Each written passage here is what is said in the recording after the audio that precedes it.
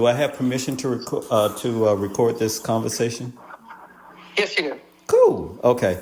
I was gonna throw skills in there, but I'm like, nah. Let me keep it. Okay. Okay. All right. Let me start again. All right. Okay. Let me stop that. Okay. So I'm honored to talk to my next guest who survived a terrible hurricane back on October the 10th.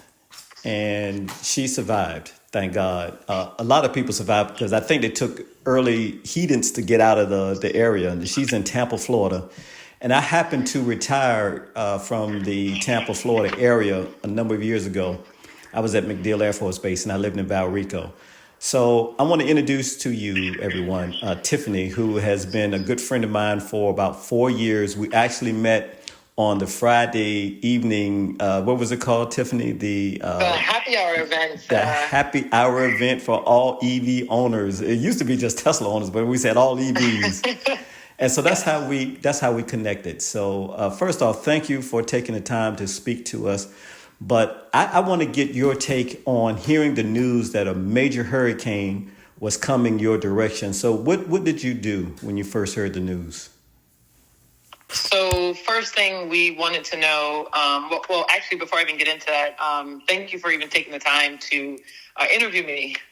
No, thank you. Thank you, because you got a lot of stuff happening. So no, thank you. Yes. So I am in Tampa, Florida. And so when we heard it was coming, we were actually, ironically enough, visiting family in New Jersey, and we're arriving back to Florida that Sunday. When they were talking about it. So for me, I'm a planner. My wife will say I'm an overthinker, but I immediately, like, while we were at the airport, we had put in an order for food. And so because of where they said it was possibly going to go, and because of the way that our home is structured, the lack of like big trees around us, we have high impact windows, a generator. So we felt like, okay, if it does come in our area, we will be prepared, right? That was like the biggest thing, is just making sure that we're prepared for best and worst case scenarios. So I would say the first thing we did was we put in an order for food and water at our local Sprouts. As soon as we got out of the airport, picked up our dog, grabbed our food, and just started making a list of all the things we needed to do in preparation of the hurricane coming.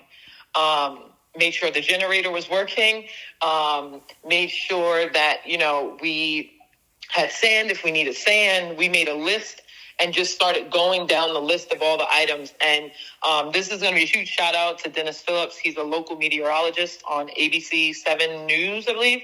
And we follow him for all updates because he keeps us calm, but makes sure that we are aware of the situation. We weren't in an evacuation zone. We weren't in a flood zone. And so we just kept an ear to and an eye on all of the guidance from him, which was also getting fed by local authorities, right? Like, it wasn't like, if the city said to evacuate and he said no, he was reinforcing things from the city. So our generator runs off natural gas. So we don't have to worry about it running out unless the city runs out of natural gas. We have a trailer, like a little RV trailer. So we got extra propane for that in the event that, the generator wasn't working. We could rely on the propane in the camper. I think when we checked our elevation, we're like 42 feet. Yeah, gotcha. Yeah, above sea level. And then where they were saying it was going to hit, we're about like 60 miles out from that location. So as it progressed and got closer and closer to the day of landfall, we knew that what we were going to have to brace for more than anything was wind, and possible wind damage. Yeah. So, yeah. I got you. So when I was down there with the Air Force, although I'm Army, we did practice evacuation. And the highest point in the Hillsborough County was the fair, where they have the county fair every year, which was 56 feet higher. So I know exactly where you are. So, okay, so let's fast forward now. The storm has come, and I'm assuming that you were still there riding out in the 100-mile-per-hour wind. How did that Yeah, it was feel? at least 90. I think we said it was about 92 when we checked. It was scary. Like, I'm not going to lie. It was extremely scary. There were points where, like, I was pacing, like, panicking, because it sounded like nothing I've ever heard before. Like, you can hear the gusts of wind. Every once in a while I would peek outside the window, and you would just see, like, the trees blowing like crazy. And we just heard, like, a loud thud. And when that happened, like, even though the window didn't shatter, there was no crack, no nothing, that alone just put me in a panic. And I was like, let's just wait it out in the bathroom. So I would say for the last maybe 2-3 hours or so, we relocated to the bathroom, brought the dog in the bathroom, and just stayed there until about 2 in the morning. At one point, we had no signal because I was actively texting a specific group of family and friends all in one text. I'm like, hey, y'all, you don't know each other, but I need everybody together so I don't have to do all these separate messages. And so at one point, we had no signal. And I had just read that day that Apple had added this feature, if you're on iOS 18, where you can leverage satellites to text. So at one point when we had no signal, I was able to get about 2 to 3 text messages out to family, letting them know, because at this point it was like 1 in the morning, to just let them know that, hey, we're all right. The winds are still picking up, but we're okay. So, yeah, so we were able to leverage that. And then my father-in-law gave us a crank radio, which I would encourage everybody to get. We were doing the crank radio so I can just at least know the status of everything, since we, at that point, had no service. So what is that?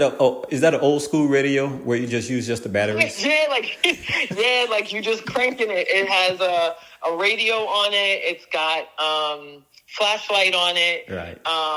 And then I didn't realize until like earlier Tuesday or Wednesday that it charges too. So I charged it, but technically you don't need it if you want to get a strong arm and just crank it all day. But yeah, it definitely came in handy. So by you being a Tesla owner, so you did not lose power, correct? Or at some point No, we did. So did. Okay. Yeah, so we lost power around 4:30 on Wednesday. Yeah, so 4:30 in the afternoon we lost power. By the way, I don't know if I mentioned you are a Model 3 owner. Yeah, Model 3 and a Model Y. And a Model Y. So were they plugged up the whole time, or did you decide not to plug them up?